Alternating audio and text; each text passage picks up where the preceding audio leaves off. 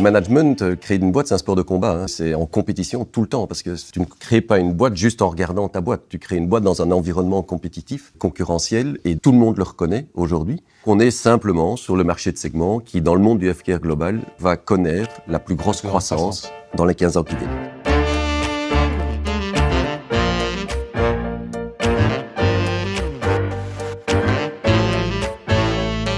Bonjour à tous, alors je suis très heureux de vous retrouver aujourd'hui pour un épisode particulier puisque cet épisode va être tourné en vidéo.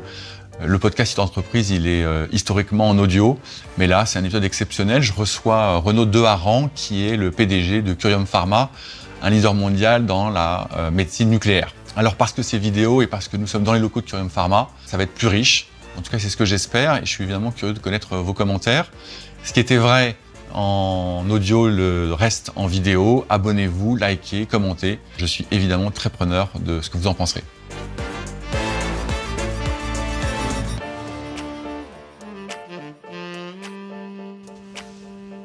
Renaud, enchanté. Bonjour Martin. Bon, tu m'as proposé de te tutoyer, donc je te tutoie. Absolument, on est parti. Je suis très content de t'avoir ici. On est chez Curium Pharma en fait là. On est au siège parisien. Curium Pharma, c'est une société qui est en fait assez géniale. C'est ce que je crois. Mais avant qu'on plonge dans Curium Pharma, est-ce que tu peux dire quelques mots sur toi, s'il te plaît ? Donc, je m'appelle Renaud Deharran. Je suis CEO du groupe depuis qu'on l'a fondé, puisque je l'ai fondé en 2015. Alors, plus exactement, j'ai fondé le groupe avec mon associé, qui est toujours mon associé aujourd'hui, qui est président du conseil d'administration, qui est Kate Bryan du fonds Capvest. Et depuis 2015, on développe ensemble le groupe au niveau mondial et on va le voir dans le diagnostic principalement et la thérapie du cancer.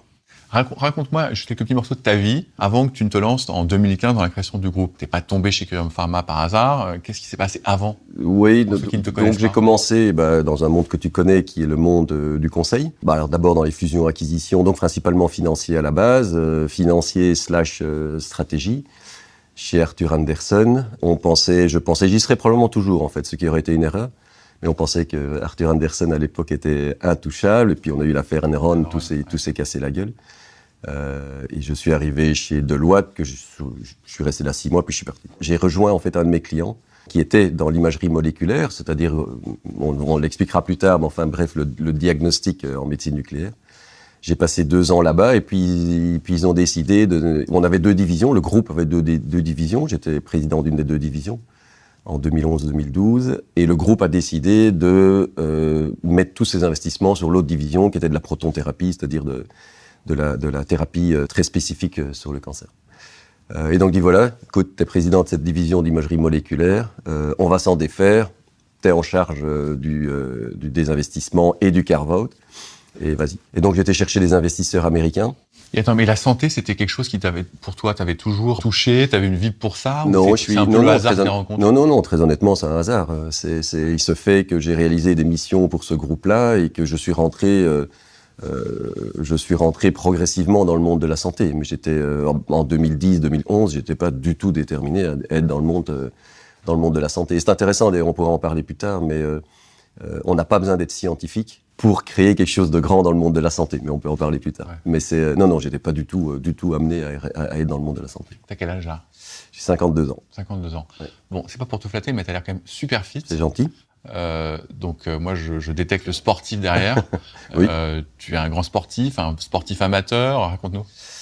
J'ai toujours combiné le sport et le business parce qu'en fait j'y retrouve c'est très similaire en fait dans les émotions, dans les sensations, dans ce qu'on recherche. Le challenge d'un Ironman, donc j'ai fait du triathlon sur des distances Ironman qui sont les grandes distances du triathlon.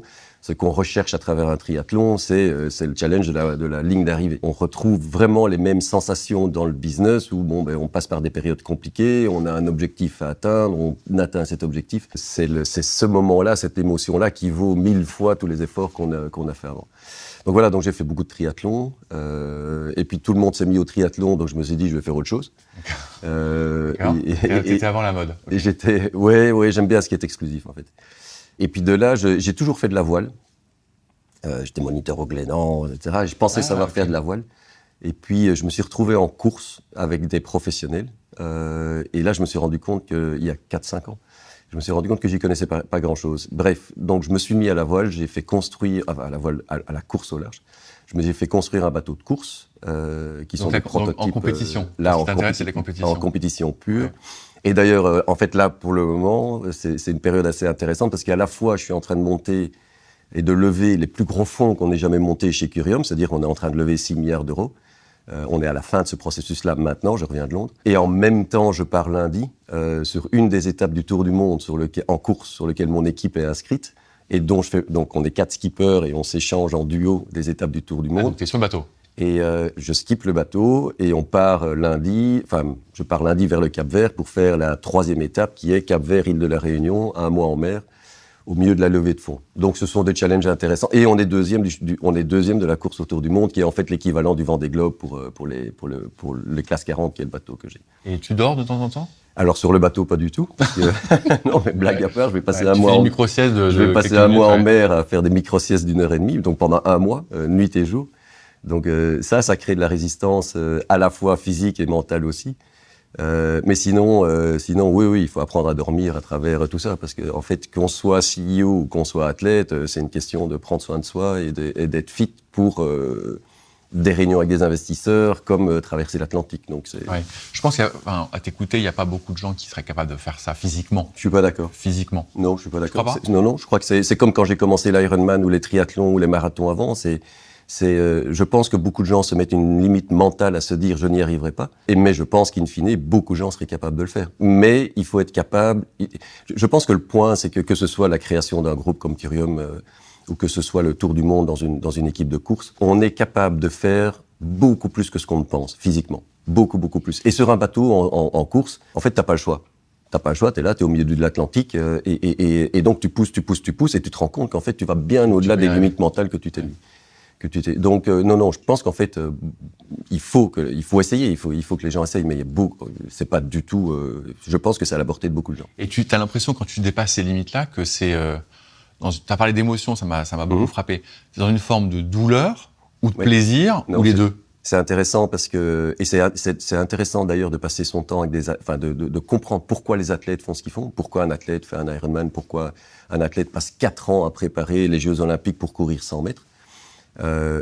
Parce qu'en fait, c'est à partir du moment où tu comprends ça, tu comprends ce qui motive les gens dans une boîte aussi, en fait. Mais c'est intéressant, en fait, parce que les émotions que l'on va chercher, ce sont les émotions de l'atteinte du challenge. Et quand tu touches à ces émotions-là, quand tu touches aux émotions d'être passé à travers quelque chose de très compliqué, mais d'y arriver, l'émotion positive que tu as à la fin est, je n'exagère pas, 1000 fois, 100 fois supérieure à tous les efforts que tu as mis dedans. Et quand tu commences à aller chercher et à prendre goût à cette émotion, bah, tu vas chercher. Ouais. Et ça devient un motivateur, en fait. Ça devient un motivateur d'aller chercher ce sentiment positif d'avoir atteint quelque chose que tu pensais complètement inatteignable. Et chacun à son niveau, hein. C'est quelqu'un qui va courir qui a jamais mis des baskets, qui va courir 10 km. C'est une autre personne qui va, j'en sais rien, moi, participer à un tournoi d'échecs et qui va aller chercher un niveau qu'il a jamais été chercher. Mais aller chercher cette émotion rend en fait met des pics d'émotions positives dans la vie qui sont phénoménales, et on veut aller rechercher cette adrénaline-là.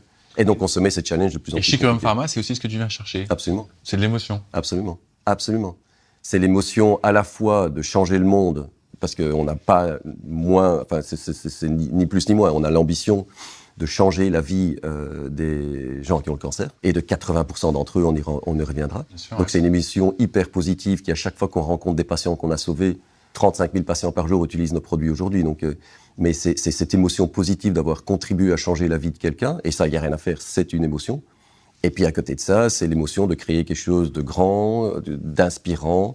Là maintenant, ça fait 6 mois par exemple, ça fait 6 mois qu'on est sur cette levée de fonds. C'est dur, c'est compliqué, on est avec les plus gros fonds d'investissement du monde, on a probablement 400 à 500 analystes pour le moment qui analysent notre stratégie dans tous les sens, ouais. Qui posent des milliers de questions. Et quand on arrive à la fin de ceci et que le contrat de levée de fonds sera signé, ben de nouveau, même chose. Je connais ce feeling. Alors à ce niveau-là, je l'ai pas encore connu parce que on n'a jamais levé quelque chose d'aussi gros. Mais je connais le feeling et ça va être le même feeling que de passer la ligne d'arrivée du Tour du Monde. Donc tout à fait. On va arriver sur la boîte elle-même, mais il y a quand même 2-3 questions que je voudrais poser sur comment tu es perçu par tes équipes. Tu le sais comment elles te décrivent ou pas? C'est une bonne question. Tu sais? Écoute, Moi, j'ai quelques éléments de réponse parce qu'on m'a parlé un peu de toi, mais je voudrais pas. Intéressant. Dis-moi. Honnêtement, j'ai une idée, mais j'ai cette position qui fait que tout le monde n'est pas toujours tout à fait transparent avec toi, que ce soit en positif ou en négatif d'ailleurs. Ouais. Et donc je pense que là, pour le moment, ils pensent que je suis dur, ça c'est sûr. Peut-être trop de temps. C'est pas ce que j'entends en tout cas. Ah, ok, ça va. Okay, tant mieux. Parce que c'est vrai que, et spécialement avec mes équipes, le management, créer une boîte, c'est un sport de combat. Hein. C'est en compétition tout le temps, parce que tu ne crées pas une boîte juste en regardant ta boîte. Tu crées une boîte dans un environnement compétitif, concurrentiel. Et nous, on arrive dans un environnement très compétitif, puisque là aujourd'hui, nos concurrents, c'est Novartis, AstraZeneca. Et donc, tu dois lever le niveau des équipes. Bon, dur, mais quoi d'autre? Dur, il accélère.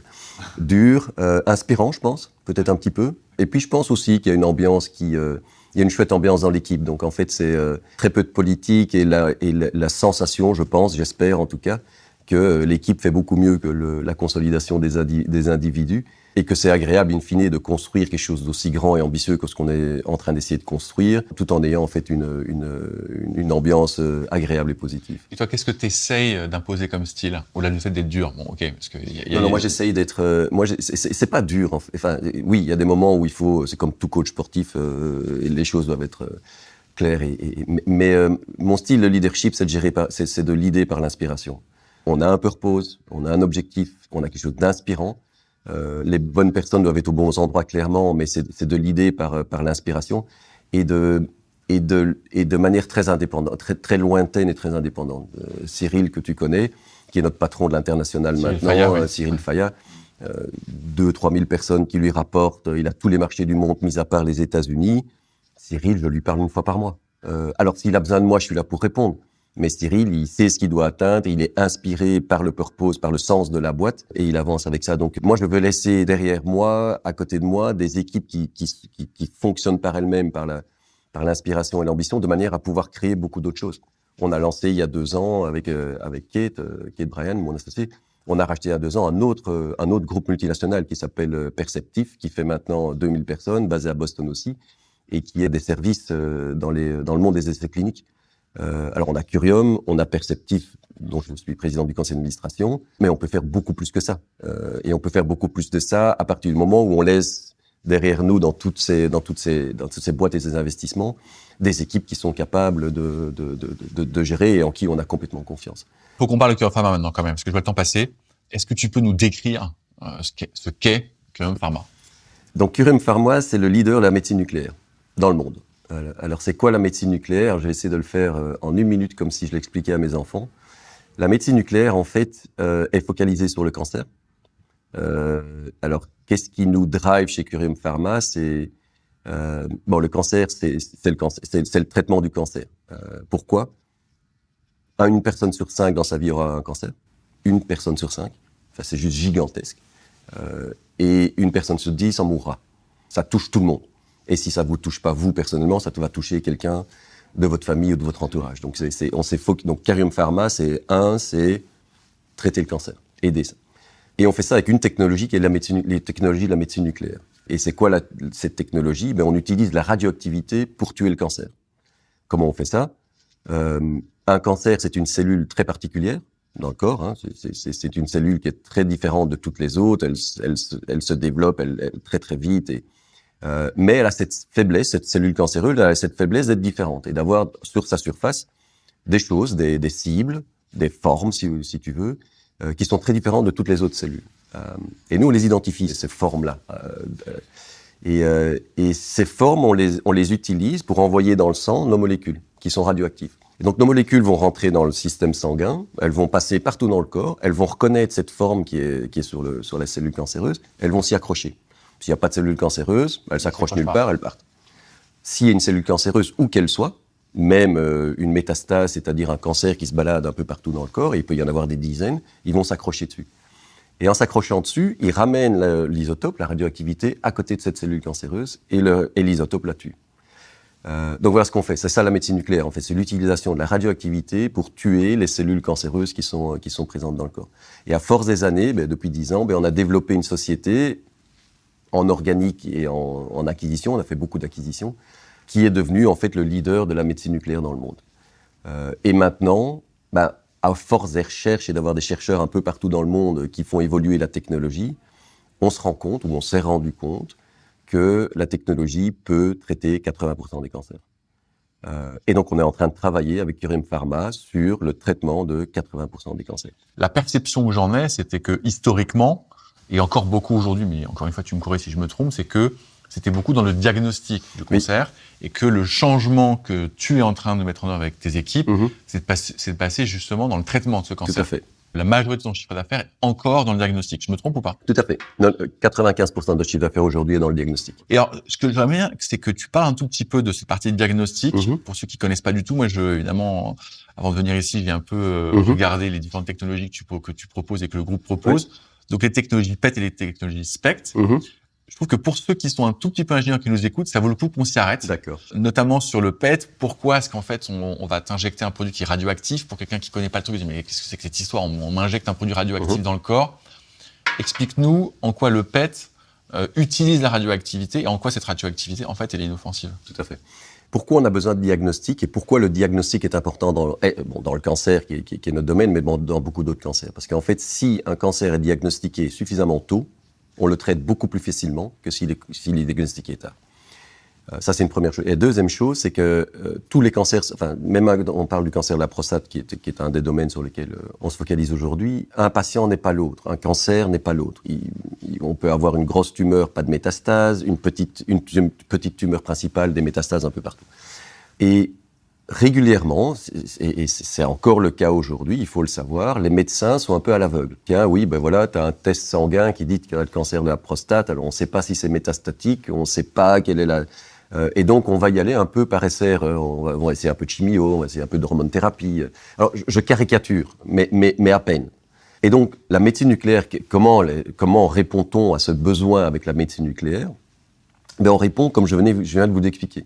C'est-à-dire qu'on a toujours cette tumeur, ces cellules cancéreuses avec, on va l'appeler une petite tige sur sa surface qu'on a identifiée.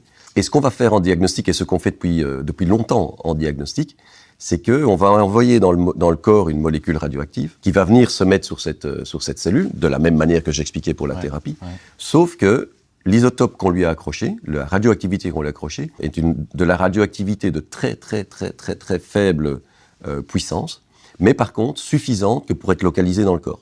Et donc, qu'est-ce qui se passe? On envoie cette molécule dans le sang, elle va s'attacher sur le cancer là où il est, et puis elle émet des petits signaux. Et ces signaux, ils sont captés dans un scanner. Ce qui nous permet, en fait, de localiser le cancer. En le localisant, on connaît la taille du cancer. C'est pas que le cancer principal, mais comme ça s'accroche partout où il y a de cancer, on peut localiser de manière extrêmement précise toutes les métastases. Et maintenant, le monde du médecin change complètement. Parce que le médecin va faire un PET scan, parce que la technologie s'appelle comme ça. Le PET, c'est simplement le type d'émission que la molécule émet. Mais maintenant, le médecin va s'asseoir avec son patient et il va avoir une photo, mais c'est même plus qu'une photo parce que c'est dynamique, 3D de son patient, avec, dans le corps de son patient, l'ensemble des spots où le cancer est présent. Et maintenant, il va pouvoir prendre en fait une décision de thérapie qui est très éduquée, puisqu'il sait exactement ce qu'il traite. Et alors, il va commencer à traiter ce patient, et puis il va lui refaire un diagnostic, 3 mois plus tard, 2 mois plus tard, et il va voir comment ça évolue. Les spots ne sont plus là, les métastases ont disparu, ça fonctionne, parfait, on continue sur ce traitement-là. Ou, attention, il y a des spots supplémentaires, donc la chimio ne fonctionne pas, je vais essayer quelque chose d'autre. Et donc, en fait, ça, c'est ce qu'on fait depuis toujours. Et on a 6000 clients dans le monde avec ça, et ce qui s'est passé dans l'évolution, c'est qu'on s'est dit, et nos chercheurs se sont dit, tant qu'à aller s'accrocher sur le cancer avec un isotope très très très très faible, qui n'a aucune conséquence sur le corps, il ne tue aucune cellule, on va changer cet isotope. On va toujours utiliser le même moyen d'aller s'accrocher sur le cancer, mais on va lui mettre un isotope un peu plus fort. Alors ça reste des microdoses, mais cet isotope un peu plus fort va les tuer. Et donc en fait c'est l'évolution, la thérapie est une évolution très logique de ce qu'on fait en fait en diagnostic. C'est quand le moment où vous vous êtes dit, en fait, on va basculer en théranostic, c'est-à-dire dans le traitement du cancer. C'est très récent, ça a quelques années. C'est une idée que tu avais déjà en tête quand tu as pris la direction de Curium Pharma. Quand on a créé Curium, très honnêtement, on n'avait pas ça en tête. D'accord. Alors les plus grands rêves qu'on aurait pu avoir dans le développement de Curium, on n'avait pas la thérapie en tête. On avait le diagnostic et le développement du diagnostic. Mais donc en 2017-2018, des centres allemands. Alors la base en fait ne vient pas de nous. Pour être tout à fait honnête, à la base, certains centres en Australie, donc des centres d'oncologie, de traitement de cancer, en Australie et en Allemagne, et un peu à Helsinki, ont commencé en fait à changer dans leur recherche, mais très en amont, ces isotopes. Et ils ont commencé à faire des tests. Et ils sont venus chez nous en nous disant, écoutez les gars, on est en train d'essayer de changer cet isotope sur la molécule. Est-ce que vous pouvez nous aider avec la chimie ? Parce qu'en fait, à la base, on a des centres de chimie, enfin de radiochimie, un peu partout dans le monde, et on est clairement le leader mondial de la radiochimie également. Donc ils sont venus chez nous, ils ont dit, écoutez, on essaye ça, on va essayer ça sur quelques patients, on va voir ce que ça donne. Ça, c'était en 2016-2017. On a produit ces molécules pour eux, on les produisait à Helsinki, et on les envoyait en Australie, en Allemagne, et puis très localement aussi en Finlande. Et puis ils se sont rendus compte que ça fonctionnait. Puisqu'on leur fournissait en même temps l'outil de diagnostic, et ils se sont rendus compte qu'en changeant l'isotope, on prenait une photo du patient avec son cancer avant, 6 injections, 10 injections, ils ont un peu essayé tout. Et plus tard, tous les patients, mais littéralement tous les patients, toutes les métastases disparaissaient. Et là, mais c'était en académique, c'était on appelle ça des KOL, des Key Opinion Leaders, avec qui on travaille toujours aujourd'hui. Et nous, alors, à ce moment-là... C'était dans le cadre d'essais cliniques? Ouais, non, même pas. En fait, si tu veux, l'essai clinique, c'est vraiment le développement structuré d'une molécule. C'est à partir du moment où tu as dit, OK, j'ai une molécule et maintenant je vais la développer pour la mettre sur le marché et obtenir l'approbation de la FDA. Non, à ce moment-là, c'était vraiment de l'exploratoire. Ce qu'on ne peut pas faire chez nous, en fait. Seul un médecin peut faire ces explorations sous sa propre responsabilité, puisqu'on ne parle pas de médicaments qui sont approuvés. Bien sûr. Et donc voilà, on s'est assis avec eux, on dit mais c'est extraordinaire ce truc, on va le développer. Et donc on a fait le premier développement pour les tumeurs neuroendocrines, qui marche extrêmement bien. Et puis ensuite, on s'est attaqué à partir de 2019-2020 au cancer de la prostate. Et de fil en aiguille, en fait, cette technologie de traitement du cancer a commencé à exploser dans les centres de recherche, à un point tel que le marché de la médecine nucléaire, qui devait valoir mondialement 5 milliards quand on a fondé Curium en 2015, vaut plus de 10 milliards aujourd'hui, donc il a doublé aujourd'hui, alors que la thérapie est à peine lancée. Mais par contre, ce marché va valoir entre 40 et 45 milliards en 2035. Donc on est en fait avec ce lancement de la thérapie dans la médecine nucléaire, dans le traitement du cancer en utilisant la radioactivité, on est sur un segment de marché en explosion complète, à un tel point que tout le monde le reconnaît aujourd'hui comme le marché qui va connaître dans les 15 ans qui viennent la croissance la plus rapide dans tout le monde du healthcare. Alors on est le segment qui est en train de croître le plus rapidement dans l'oncologie, dans le cancer, et le cancer est lui-même à l'intérieur du healthcare le segment qui est en train de croître le plus rapidement. Et donc on est simplement sur le marché de segment qui, dans le monde du healthcare global, va connaître la plus grosse croissance dans les 15 ans qui viennent. Donc du coup, Novartis, AstraZeneca, BMS sont tous en train de se dire, attends, on peut pas louper le tournant, on peut pas le rater, et on va rentrer big time dedans. Et donc ils sont en train de rentrer dans la médecine nucléaire à coup de milliards. On va en parler. Alors je voudrais partager avec ceux qui nous écoutent quelques chiffres. Donc 15 millions de patients par an, 6 000 clients, environ 5 000 employés. Bon, tu l'as dit, vous êtes leader mondial dans votre domaine. 60 pays desservis. Vous fabriquez le molybdène 99 qui lui-même permet de créer le technicium qui lui-même est injecté dans le... Tout à fait, c'est un isotope. Exactement. 4 sites de production, j'étais pas été capable de les voir. Non, on a 60 sites de production, okay. mais dont 4 sont beaucoup plus importants. Okay. Oui. Et puis 50 produits, un portefeuille de 50 produits. Oui. Ça doit bouger ça en ce moment, non ?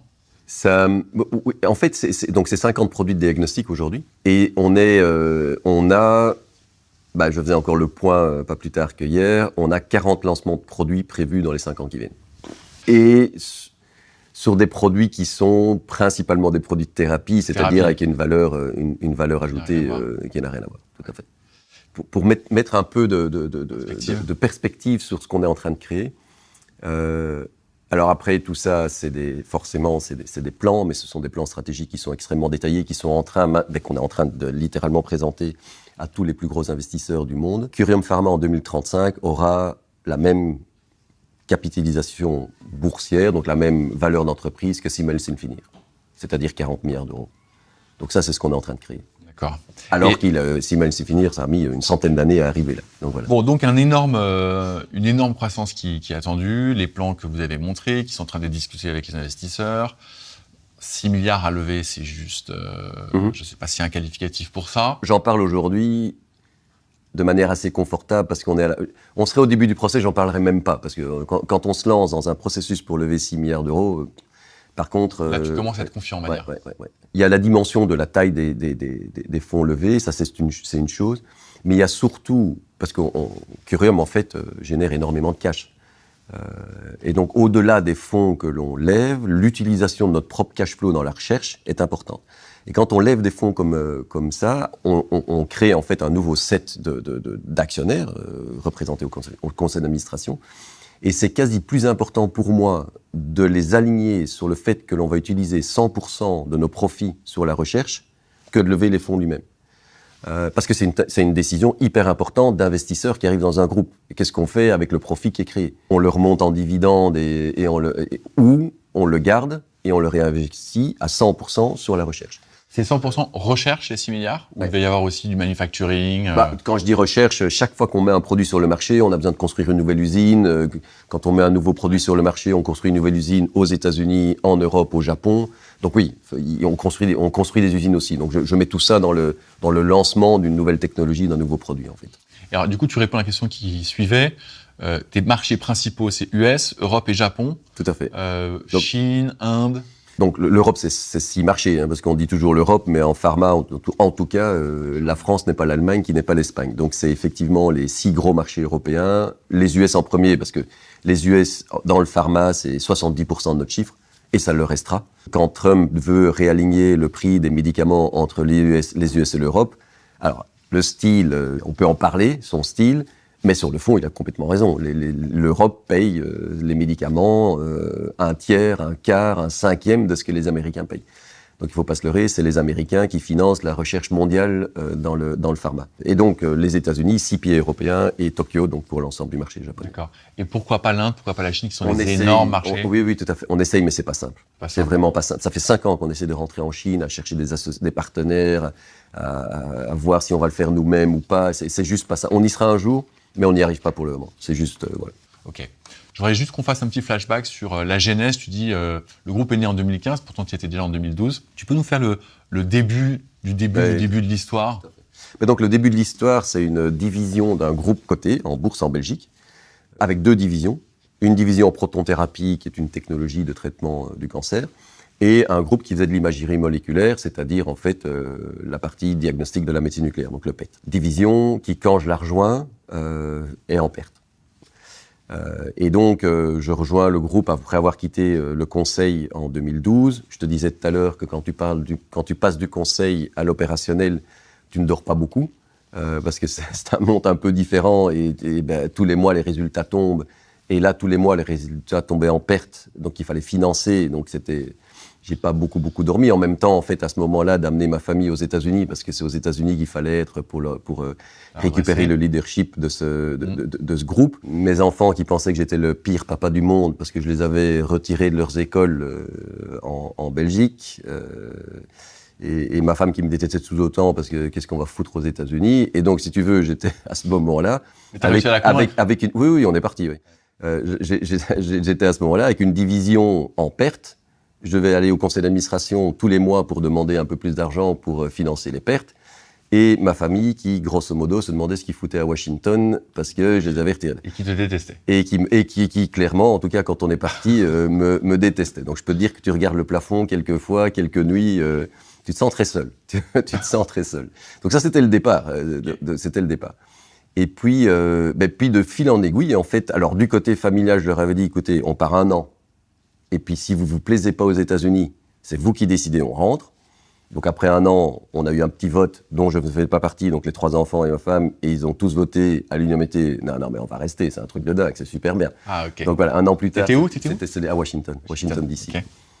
Donc 1 an plus tard, c'était fait et en fait, on est resté là. C'était risky business quand même d'avoir dit à tes enfants et à ta femme vous voterez dans 1 an et je voterai pas et on décidera en fonction de votre vote. Oui, mais en même temps, je peux pas. Je voulais pas créer. Enfin, Ouais. je suis très ambitieux au niveau professionnel, mais je veux pas non plus que ça devienne un cauchemar pour la famille. Pour ma famille.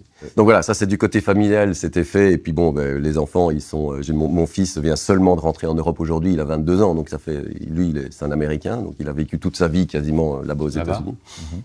Mes 2 filles sont rentrées en Europe il y a quelques années.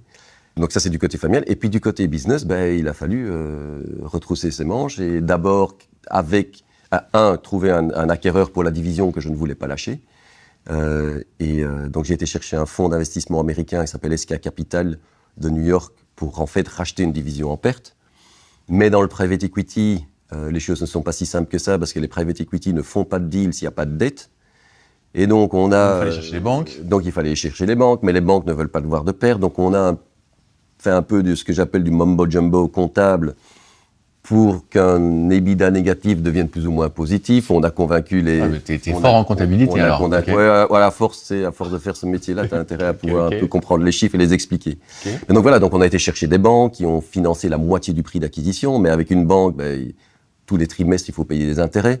Et puis il y a ce qu'on appelle des covenants, c'est-à-dire qu'ils te mettent une série de conditions. Et comme c'est la première fois qu'on négocie, en tout cas que moi je négociais, des contrats de dette, alors je dis des banques, c'était des fonds de dette, ils nous avaient mis un paquet de conditions comme ça. Tous les trimestres, on était en breach, donc on n'atteignait pas. Donc il fallait retourner vers eux pour leur dire, écoutez les gars, ne prenez pas contrôle de la division, on va s'en sortir.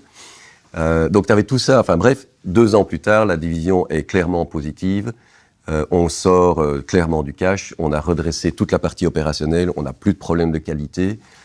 Et à ce moment-là, pendant que je te coupe, en fait, quand tu te lances dans cette phase de refinancement en capital et en dette, toi, tu es déjà assez convaincu que tu vas pouvoir la redresser, la boîte ? Non. Tu fais un pari, tu te dis... Je fais un pari et je ne sais pas où je vais. Très honnêtement, je ne sais pas où je vais. Okay. Je me dis, je vais pas le laisser tomber parce qu'à ce moment-là, il y avait 350 personnes dans la boîte qui à ce moment-là s'appelait IBA Moléculaire, qui est vraiment la base de QRM aujourd'hui, mais je voulais pas les laisser tomber. Ces gens étaient dans des usines un peu partout et moi, ça ne me plaisait pas. Mais tous les trimestres, je ne savais pas où j'allais. Vraiment, je ne savais pas où j'allais. Je me suis jamais posé la question de savoir si j'allais chercher un job ailleurs ou pas.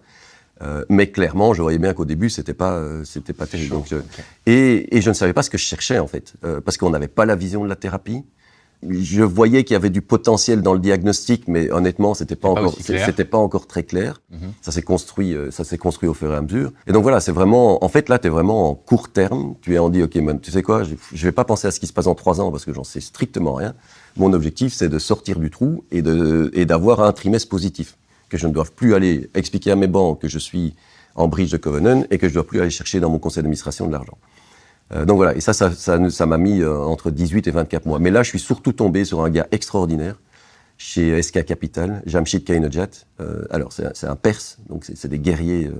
Et d'ailleurs, ça se ressent dans tout ce qu'ils font au niveau business. Et ça, c'est de loin le meilleur businessman avec qui j'ai jamais travaillé et qui m'a appris énormément dans les tranchées. Et le gars, en fait, il gère des fonds de dizaines de milliards d'euros, de dollars, en fait, il est un Américain.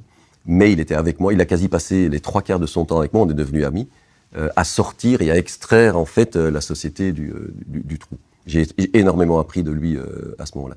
Bref, on arrive en 2015, on est en cash flow clairement positif, en EBITDA clairement positif, on a remboursé toute la dette. Et là, Jamshid me dit, écoute, moi j'avais un cycle de 3-4 ans, je peux faire... dans le private equity, il ne faut pas s'en cacher. Ils rentrent pour sortir à 3-4 fois leur mise 4-5 ans plus tard, ce qui était possible. Donc il dit, on vend. Je dis, ok, très bien, on vend. Okay.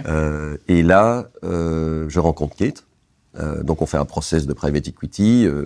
Kate, tu ne le connaissais pas d'avant ? Non. Je rencontre Kate, qui arrive tard d'ailleurs dans le process. On avait tous les gros. On avait Ardian, CVC, Blackstone, qui étaient sur le process pour nous racheter parce qu'ils commençaient à renifler l'opportunité. Mais à ce moment-là, on valait 180, 200 millions d'euros. Hein. Donc, je rencontre Kate, elle se dit, c'est quoi, on commence ça ensemble. On rachète parce qu'à ce moment-là, en tant que CEO de la boîte, les private equity n'investissent pas si moi, j'ai pas investi directement dans la boîte aussi. Donc, j'ai pas le choix. Je prends tout ce que j'ai hypothèque, tout le truc, et je mets tout dans la boîte en 2015, all-in. J'ai pas le choix. Si je veux vendre un autre private equity et continuer, il faut le faire. Et il faut montrer qu'on est dedans. Donc là, j'ai plus un bal. Je suis toujours aux États-Unis. Ça va mieux avec la famille, mais j'ai plus un bal. Tout est dans la boîte. Attends, tu vas trop vite. Parce que moi, dans ces dimensions-là, il y a toujours une dimension qui me paraît hyper importante, c'est ce que pense le partenaire. Ta femme, elle te dit quoi? Je peux pas lui en parler. Je peux pas partager ça avec eux. Je peux pas leur dire que je mets tout dans la boîte, vous inquiétez pas, on n'a plus un bal en banque, mais ne vous inquiétez pas, ça va aller. Je peux pas partager ça avec eux. Tu leur dis pas? Ah non, rien du tout. Et ça va au boulot? Oui, ça va super bien. Et ça, c'est forcément. Parce que je ne veux pas, transmettre mon stress à la famille. Aucune. Et alors, on revient aux émotions. Au moment où tu fais le all-in, c'est le stress de ta vie, ou inversement, tu te dis, mais inversement, tu te dis, mais en fait, de toute façon, ça va être génial, on va y arriver, c'est quasi certain. Alors, non.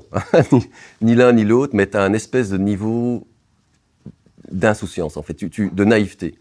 Alors, je ne sais pas pourquoi, mais effectivement, quand j'ai tout mis dedans, je me suis dit, ça va aller. J'ai pas peur, enfin, j'ai confiance en moi, je vais faire quelque chose. Mais de là à dire, ça va être top, on va faire un truc... Non plus. Tu te dis, tu sais quoi, il y a un moment, tu dois prendre tu fais le call, tu rentres dedans, et puis on verra bien, quoi. On verra bien. On verra. OK. Et, donc 2015, 2015, on fait ça, et par hasard, la vie est faite de hasard et d'opportunités qui te passent devant, mais qu'il faut attraper. Par hasard, la plus grosse société de médecine nucléaire du monde, qui s'appelait Mallinckrodt, est à vendre, 6 mois plus tard. Elle est 5 fois plus grosse que nous. Elle vaut... À cette époque, vous faites combien de chiffre d'affaires? On fait 150, 150, okay. 20 millions d'EBITDA. L'EBITDA, c'est du cash. Enfin, en tout cas, pour nous, à l'époque. Donc voilà, on génère 20 millions de cash par an. Et voilà. Mallinckrodt arrive sur le marché. Et donc, avec Kate, on se dit, mais qu'est-ce qu'on fait? Parce que là, je commence à voir un énorme potentiel de mettre les deux boîtes ensemble. Nous, on était dominants en Europe. Mallinckrodt était dominant en médecine nucléaire aux États-Unis. Et les deux ensemble allaient créer beaucoup plus que la dominance combinée. Donc je voyais un énorme potentiel, mais il fallait sortir 1 milliard. donc 6 mois plus tard, il fallait sortir 1 milliard. Et là, je me souviens, c'était c'était un carve-out d'un gros groupe de Mallinckrodt. Donc on rachetait une division carve-out, TSA, donc Transition Service Agreement, toutes sortes de trucs qu'on n'avait pas encore fait jusque-là. Et comme on sortait la division, il fallait recréer toute l'infrastructure aux États-Unis. Il faut aller chercher le milliard quand même. Et il faut aller chercher le milliard. Et là, on process de nouveau, parce qu'on n'était pas les seuls dans le processus non plus. Il y avait d'autres private equity qui voulaient racheter cette division-là. Donc on se dit avec Kate, c'est quoi? L'été 2015, puisque ça se passait 6 mois plus tard que la transaction, on va à Chicago, parce que Mallinckrodt, pour une raison ou pour une autre, j'ai jamais compris, ne voulait pas qu'on se voie pour la négociation. Ils voulaient faire ça avec leur banque d'affaires au milieu et par email et par téléphone. Donc on se dit, tu sais quoi, on va les se mettre au minimum sur le même fuseau horaire, puisqu'ils étaient à Saint-Louis. On va les se mettre à Chicago, on passe l'été à Chicago et on négocie le deal et on lève la dette. Donc on est parti 3 mois à Chicago avec Kate. Et non seulement on a levé la dette pour racheter, mais en plus de ça, on a levé l'entièreté en dette. En dette? En dette, tout. Alors, pour comment ça se fait? En fait, si tu veux, moi, ça, on peut en parler une autre fois. Mais quand tu rachètes une boîte et que tu comprends un peu le système des fonds de dette, ils te permettent, en fait, d'investir une dette qui est un multiple de ton profit, enfin, de ton EBITDA. Bien sûr. 18 mois devant. Donc, si tu fais beaucoup de synergies que tu peux très rapidement exécuter. La valeur, ouais. Tu peux, en fait, tout financer par une dette. Donc. Mais il faut que ton fonds, il soit aligné avec ta perception des synergies que tu vas développer. Ah oui, complètement, oui. Ah oui. Okay. Donc en même temps que de négocier avec Mallinckrodt, on négocie avec les fonds de dette, on lève 1 milliard de dettes. Alors pour la petite histoire, on lève le milliard de dettes au moment du Brexit. Et donc au moment où on devait signer la dette, boum, Brexit, tous les fonds de dette sortirent, enfin bref. Parce que ton fonds de dette, il était anglais? Non, mais le Brexit, oui, alors beaucoup des fonds de dette étaient... Alors un fonds de dette, t'as quasi... Enfin, on avait 40 fonds de dette pour lever 1 milliard. Pour lever 1 milliard, ok. Bref, donc on lève le milliard, on ne met pas un bal d'equity supplémentaire, on rachète Mallinckrodt et on intègre tout ça. Et là, c'est parti en flèche. Et là, c'est parti la boîte s'est littéralement envolée en quelques trimestres. Parce que tu dis que Mallinckrodt, en tout cas la division, pesait 5 à 6 fois ta boîte qui faisait environ 150 millions. Donc, x 5, je suis à 750. Plus 150, je suis à 900. Vous faites un petit milliard à la sortie de l'opération. Oui, alors quand je dis qu'elle fait 5 fois, c'était plutôt en EBITDA qu'en chiffre d'affaires. Okay. Mais on fait la transaction, nous on est à 20, eux ils sont à 100. Donc in fine, on met ensemble 120 millions d'EBITDA. Un an plus tard, on est au-delà de 200. Parce qu'on a extrait des synergies, on obtient une présence sur le marché qui fait que l'ensemble de nos clients disent, enfin, c'est ça, on peut pas aller autour. On doit commander enfin, on doit prendre chez eux, quoi. Là, la boîte s'envole complet. Mais il y a quand même un petit mystère quand je t'écoute, parce que, ok, je vois de loin un peu les synergies de coûts, un peu d'admin, peut-être un peu de manuf, peut-être aussi un peu de R&D. Je vois pas 100 millions de synergies là où je suis là. Tu sais bien que je me trompe lamentablement. Je vois, en revanche, je la vois beaucoup plus sur la partie pricing. Alors ça, c'est la partie dont on ne peut pas parler. D'accord. Parce qu'in fine, alors c'est intéressant que tu dis ça, parce que forcément, quand tu mets deux boîtes comme ça ensemble, tu sais que tu vas avoir du pricing power. Ouais. Mais tu ne peux pas justifier ton deal parce que tu obtiens du pricing power, parce que c'est pas bref, t'es en breach de la régulation antitrust. D'accord. Donc en fait, c'était pas on savait que ça allait arriver, mais c'était pas dans le plan. Mais non, les 100 millions de synergies, ils ont été extraits de l'infrastructure. Alors, Mallinckrodt était l'américain de Saint-Louis qui voit tout en grand. On est arrivé, il y avait un headquarter de je sais pas combien de buildings. Mais non, tout est passé sur des synergies de coûts. En tout cas, la première année. Et puis de là, t'es en effet boule de neige et ça part en flèche. Tu génères 200 millions d'EBITDA, tu génères donc 150, 180 millions de cash que tu investis. Là, on commence à investir dans des nouveaux produits de diagnostic. On réussit nos premières phases cliniques. On met des nouveaux diagnostics sur le marché aux États-Unis qui prennent 50% du marché. Enfin bref, et là, on est parti. Et le nom Curium Pharma, il est à ce moment-là ? Alors, le nom Curium Pharma, il est venu de la fusion de IBM Molecular et de Mallinckrodt. Et quand on met les deux sociétés ensemble, je me retrouve avec, chez IBM Molecular, 50% de Français et un peu d'Anglais, et de l'autre côté, 100% d'Américains de Saint-Louis, du Midwest. Alors, question culture intéressante. Opposés, ouais. Et donc là, j'ai dû, quand on a intégré, j'ai dit, écoutez les gars, Mallinckrodt, vous oubliez, IBM Molecular, vous oubliez, on forme un nouveau groupe qui va conquérir le monde du diagnostic en médecine nucléaire, point barre. Comment tu trouves le nom ? Pardon ? Comment tu trouves le nom ? Plein de bonnes questions. Hein. C'est des beaux souvenirs d'ailleurs tout ça pour moi. Alors le nom, on dit on va rebrander, on va reprendre un nouveau nom. Je fais venir des agences de com pendant 1 mois qui nous font faire des workshops à mettre 3 syllabes ensemble qui veulent dire 4 choses différentes. Et après 1 mois, je dis écoute, et qui nous coûte un pont. Après 1 mois, je dis écoutez les gars, stop, okay, on arrête les conneries. On arrivait, enfin bref. Donc on va simplement demander aux employés de nous faire des propositions. Et celui qui gagne, et celui dont le nom est sélectionné, il gagne 1 000 € et un dîner avec qui était moi. Et donc, on a eu 1200, je crois, propositions de nom. J'adore. 1200 propositions de nom, dont 2, actually, sont venus avec Curium. Alors, Curium, Marie Curie, l'ambition scientifique. Curium, c'est un isotope. Donc, honnêtement, ça nous a paru, quand on a vu la liste, on est passé dessus, on a revu ça avec Kate, on dit, OK, on part avec Curium.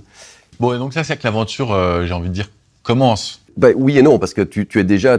Bon, alors, à ce moment-là, je suis toujours, moi, dans une dynamique assez financière.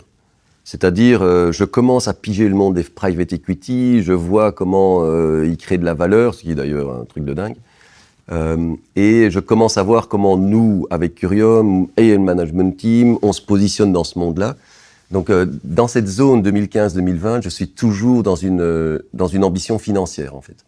Je vois quelque chose de super bien à faire, financièrement, et je vois qu'il y a un exit, parce que tous les 5 ans, tous les 4-5 ans dans le private equity, on change d'actionnaire.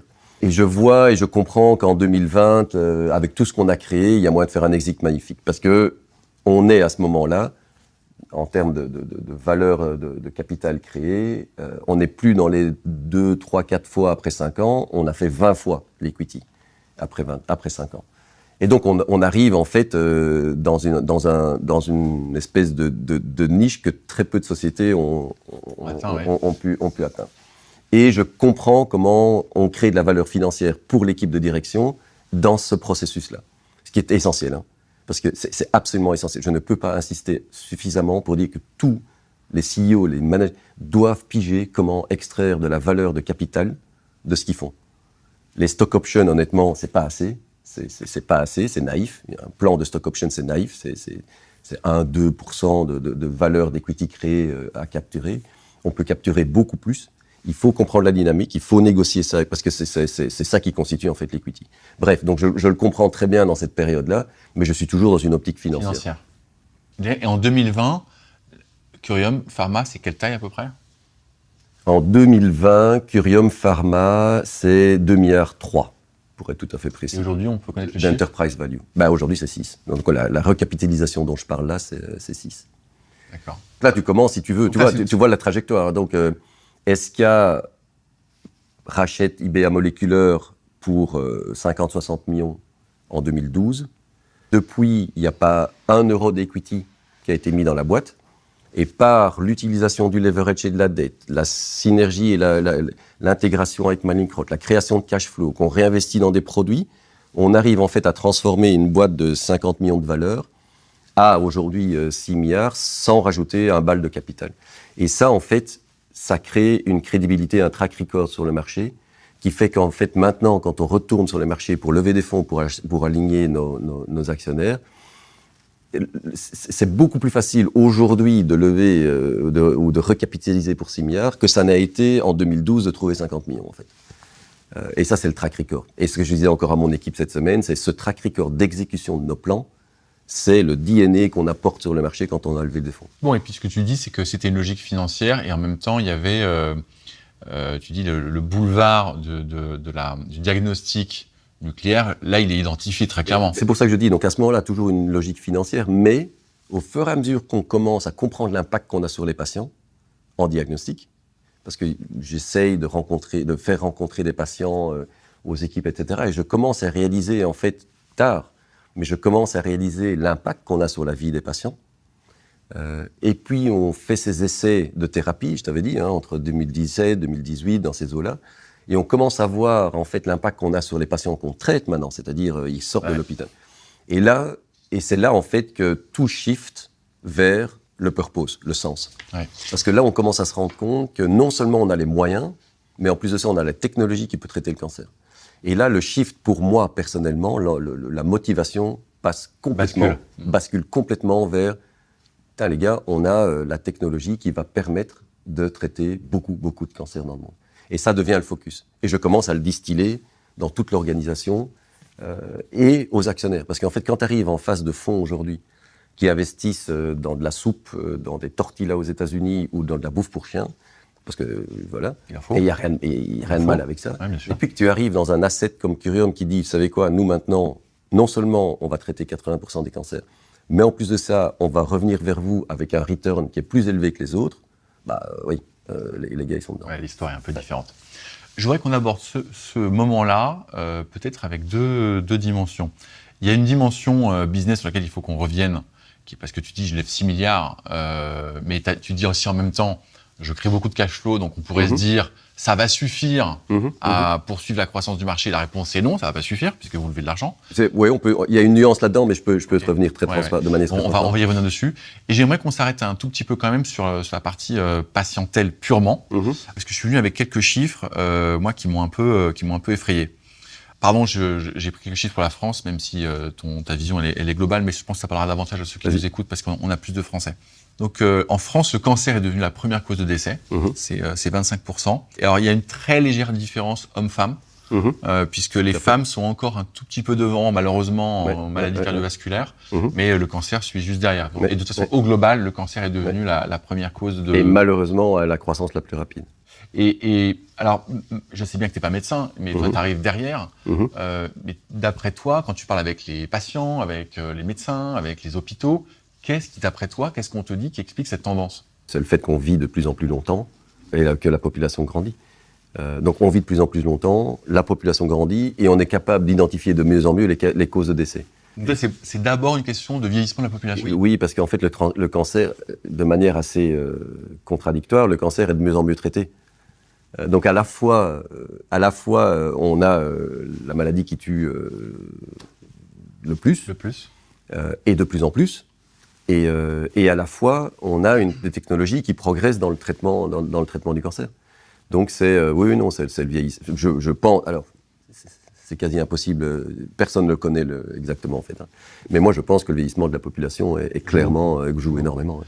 Et je voyais aussi que d'autres causes de décès grandissaient très très vite. Je pense aux maladies neurodégénératives et maladies métaboliques. Tout à fait. Dans ce que tu observes chez les gens malades, tu as le sentiment que ces maladies vont dépasser le cancer en termes de causes de décès ou Très difficile de dire, mais en tout cas, très difficile de dire.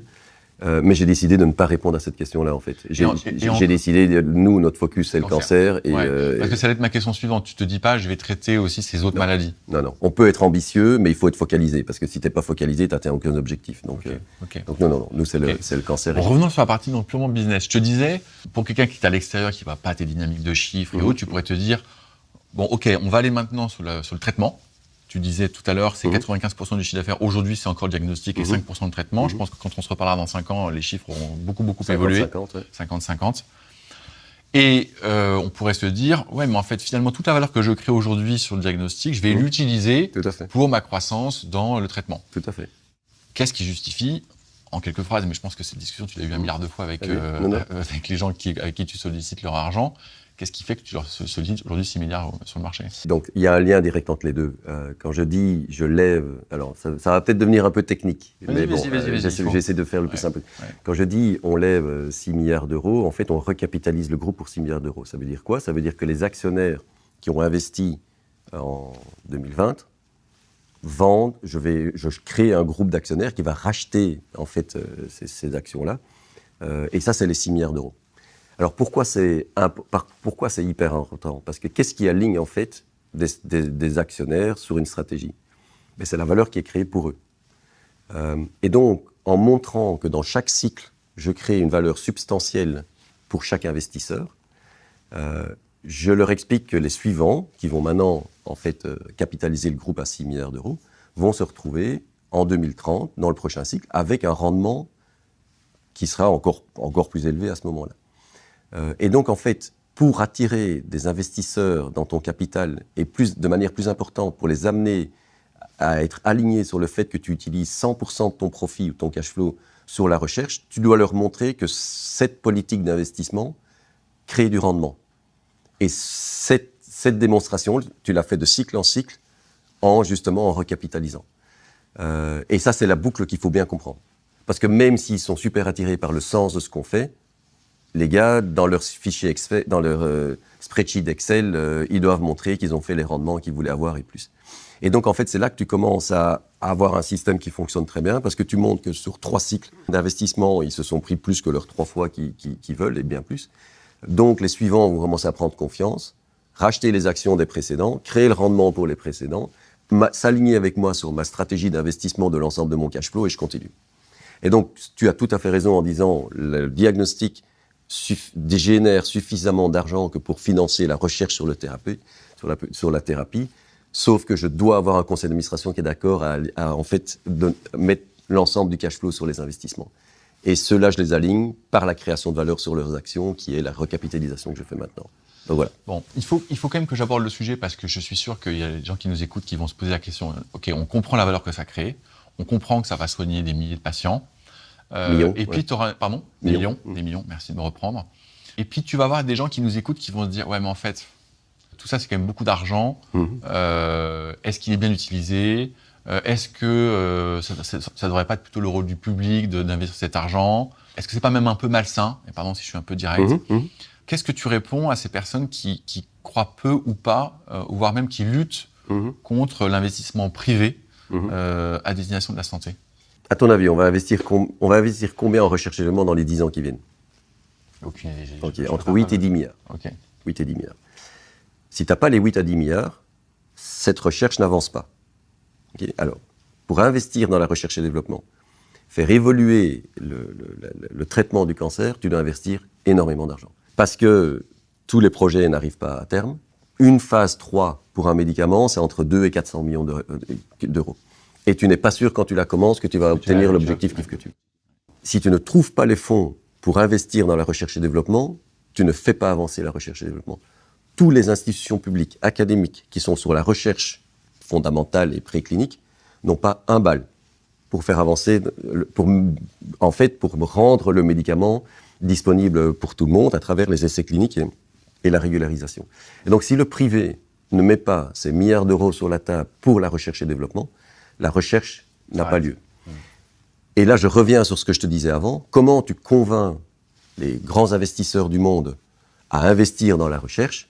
Ben, tu les convaincs parce que ça a un rendement pour eux. Et ensuite, ils acceptent effectivement de le cacher. Donc il y a un lien direct. Et il y a une autre chose qui est très importante à comprendre aussi, qui est mal connue du public. C'est qui les grands investisseurs dans le monde?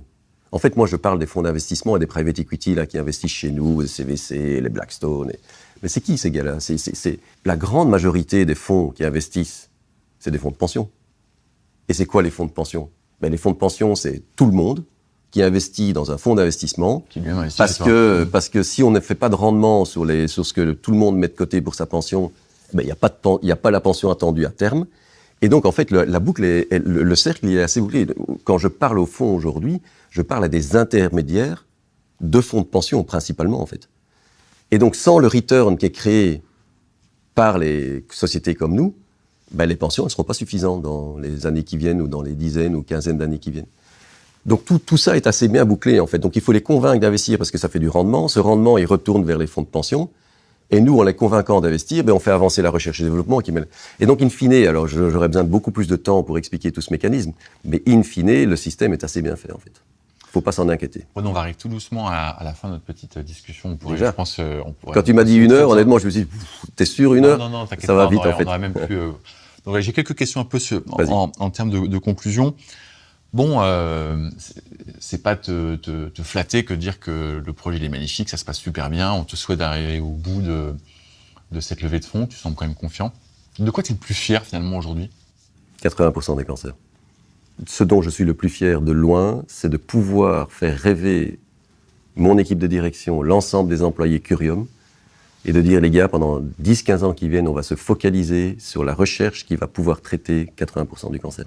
C'est de loin ce qui me rend le plus fier dans ce qu'on fait ici. Et si tu avais un regret, quelque chose que tu n'auras pas assez bien fait ou pas bien fait du tout? Honnêtement, j'ai aucun regret. Ouais, alors quelque chose que t'as pas fait comme tu aurais voulu que ça se fasse. Ah oui, des erreurs. Ouais. Alors là, donne-nous un exemple quand même.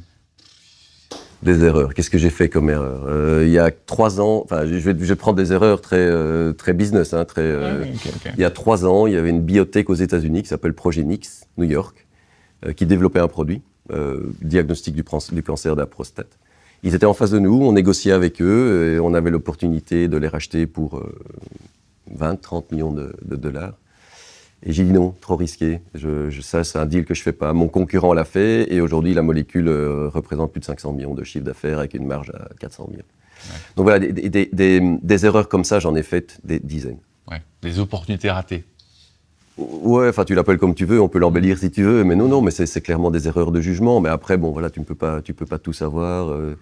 Mais oui, des erreurs, on en fait. Et d'ailleurs, on en fera et on en fera encore. Il faut se permettre de les faire. Mais bon. Tu as beaucoup insisté dans cette discussion sur ton processus d'apprentissage. Ça m'a frappé. Qu'est-ce que tu recommanderais à un jeune dirigeant qui arrive aujourd'hui, qui a sa boîte, idéalement dans la santé, il a 30 ans, il a 35 ans, il a 40 ans. Qu'est-ce que tu recommanderais à ces hommes et à ces femmes? C'est difficile comme question, mais tu sais pas nager, tu sautes dans l'eau froide et you figure it out. Et en fait, il faut se faire confiance. Il faut vraiment se faire confiance. Tu sais, a priori, si tu essayes d'avoir tout sous contrôle avant de lancer un projet, tu n'y vas jamais. Tu n'y vas simplement jamais. Et alors, chacun d'entre nous met le curseur à différents niveaux. Moi, à force d'expérience, je mets le curseur de plus en plus bas, en fait. Il me faut plus grand-chose pour me dire, allez, celui-là, on y va. Et tu sais quoi, il y a plein de choses qu'on ne sait pas, mais on y va. Et j'ai suffisamment confiance en moi et dans les équipes pour y arriver. Et donc, et c'est à la fois prendre des risques, mais à la fois aussi, tu apprends énormément. On apprend beaucoup plus de nos erreurs, d'être face à des situations compliquées, de devoir résoudre des problèmes compliqués avec la FDA qu'on n'avait pas inventé. On apprend beaucoup plus de ça que, in fine, de regarder le case de loin, de se dire, tiens, comment est-ce que je réponds a priori? Non, il faut être face à l'erreur, face au problème, face au challenge, et c'est là que tu apprends. Donc, il faut sauter, et alors, aller aux États-Unis. aller aux États-Unis. Revenir en Europe après, oui, mais les États-Unis, tout est possible. Enfin, c'est gigantesque comme marché, c'est entrepreneurial, c'est là qu'on lève des fonds. Il faut y aller aux États-Unis. Quelques années au moins. Je pose toujours la même question, Renaud, à mes invités. Qu'est-ce que tu as envie de dire comme conclusion? Qu'est-ce que tu as envie de partager avec tous ceux qui nous auront vus et écoutés aujourd'hui? À part aller aux États-Unis. C'est un détail, ça. Je pense que tout le monde devrait avoir un projet qui change le monde. Je pense que tout le monde peut et doit avoir un projet dont l'ambition est d'une manière ou d'une autre de changer le monde. Et avec ça, tu crées une satisfaction, une émotion phénoménale parce que tu essayes de changer le monde. Et en plus de ça, dans la plupart du temps, tu construis une carrière et tu construis quelque chose de professionnel qui tient la route. Mais je pense que si on avait beaucoup plus de gens qui partent avec une ambition de changer le monde, ça irait beaucoup, beaucoup mieux. Voilà. Merci beaucoup. Merci à tous pour votre écoute.